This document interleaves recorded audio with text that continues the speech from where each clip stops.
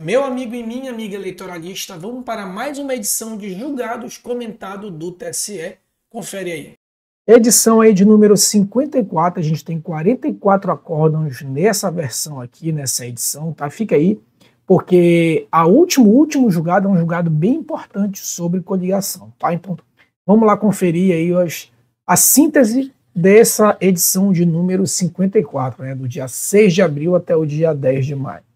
Vamos lá, esse aqui é essa cota de gênero e substituição, inclusive é um entendimento que já está previsto na resolução de registro de candidatura, tá? Anota aí a resolução 23609, que é a resolução de registro de candidatura, que diz o seguinte: que os percentuais de gênero lá do artigo 10, parágrafo 3º, que é aqueles 30%, devem ser observados tanto no momento do registro de candidatura, quanto nas vagas remanescentes ou substituição.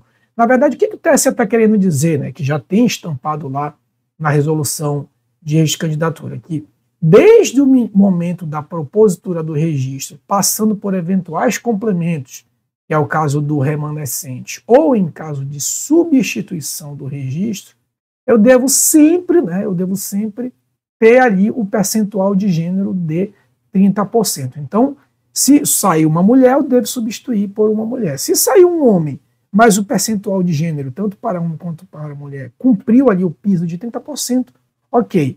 Mas nas substituições e nas vagas remanescentes, que seria uma espécie aí de complementação, eu devo sempre manter as vagas de 30%, sob pena de ter todo o DRAP indeferido, ou seja, todo o registro de candidatura do partido indeferido, tá bom?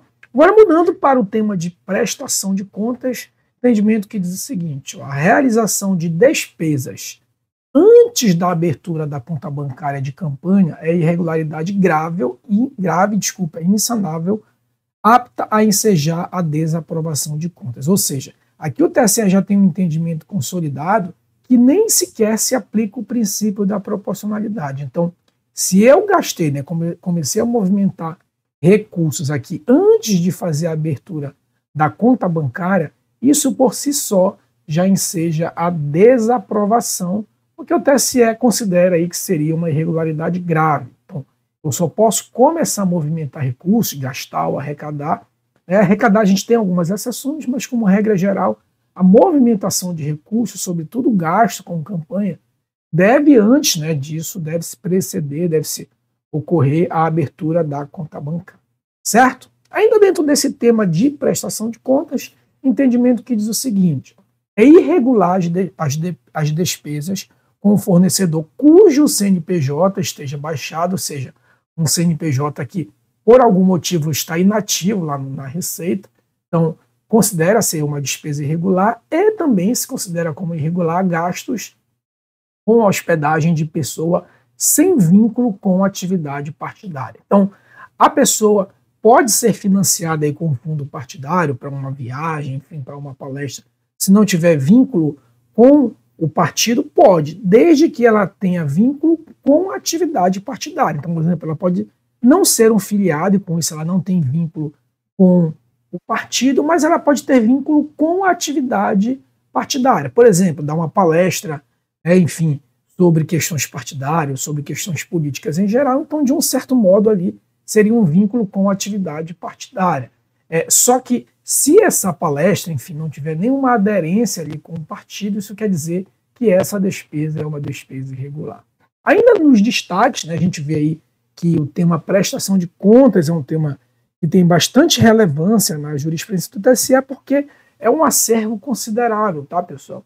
A gente tem um acervo na Justiça Eleitoral de cerca de 80%, a depender do momento do processo eleitoral, de prestação de contas. Então, por isso que essa espécie processual domina aí a jurisprudência do TSE, muito embora não seja parte, vamos dizer assim, de glamour, né, do direito eleitoral. Então, o entendimento diz o seguinte, que a omissão de informações nas contas parciais e nos relatórios financeiros constitui irregularidade, haja vista comprometer a transparência e lisura da confiabilidade da conta. Então, é uma irregularidade que vai ser analisada por ocasião do julgamento, porque o que acontece? Vocês sabem que, como regra geral, partidos e candidatos têm o prazo de 30 dias após o primeiro turno para apresentar as suas contas.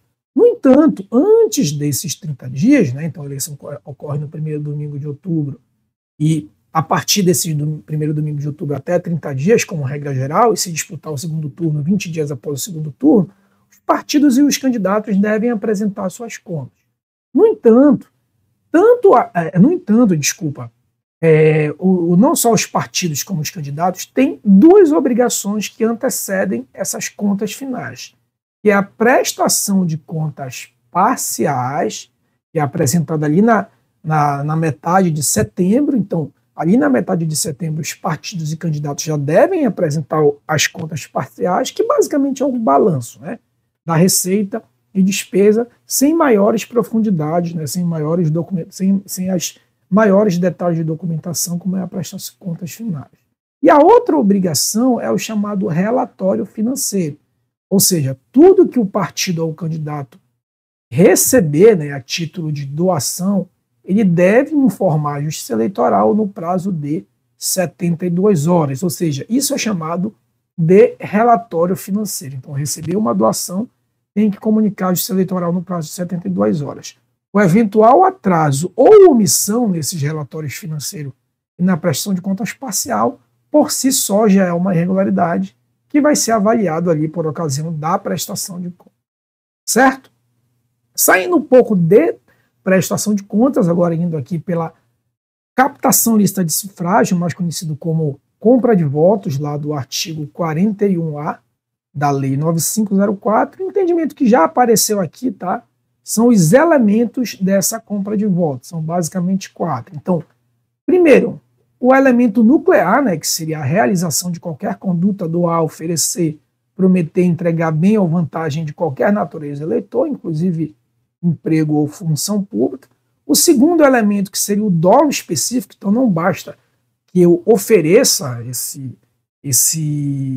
essa vantagem, né, esse tem que ser um dolo específico de obter voto. Então, por exemplo, eu posso oferecer, olha, me apoia na minha campanha que eu te dou um emprego. Então, eu estou oferecendo uma vantagem, mas não especificamente para obter o voto, e sim para obter o apoio. Então, nesse caso, não seria uma captação ilícita de sufrágio, poderia ser um abuso de poder, mas não uma captação ilícita de sufrágio, porque não tem um dolo específico de obter o voto do eleitor. O terceiro elemento, que seria a participação ou anuência do candidato. Lembra que, por exemplo, pode ter um cabo eleitoral que quer agradar, de repente, o chefe e fazer ali, né, o procedimento de compra de voto, de captação de lista de sufrágio em nome do seu chefe, né, que está sendo pago ali para ser o cabo eleitoral. Só que esse candidato ele tem que ter a participação ou, de um certo modo, a anuência ou o conhecimento prévio aí que está sendo realizado aquela compra de votos, né?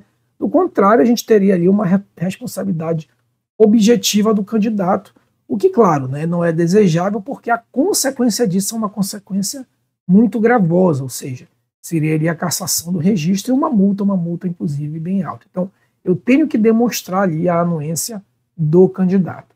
E, por fim, a ocorrência, né, desde que essa prática ela ocorra desde o registro de candidatura até o dia da eleição. Então, tem um intervalo ali, um intervalo temporal que vai desde o registro de candidatura, que tem o dia final do dia 15/8, até o dia da eleição, que é o primeiro domingo de outubro. Então, a prática tem que se dar aí nesse intervalo. Esses aí seriam os 4 elementos da captação ilícita de sufrágio. E, por fim, aquele entendimento interessante que eu falei para vocês, que diz o seguinte, que a irregular doação, ainda que seja estimável em dinheiro, a candidato de partido diverso que disputa a eleição proporcional, mesmo que exista a coligação entre as agremiações para o pleito majoritário. Como é que funciona isso? Então, por exemplo, eu tenho a coligação AB, né, que é formado pelo partido A mais o partido B.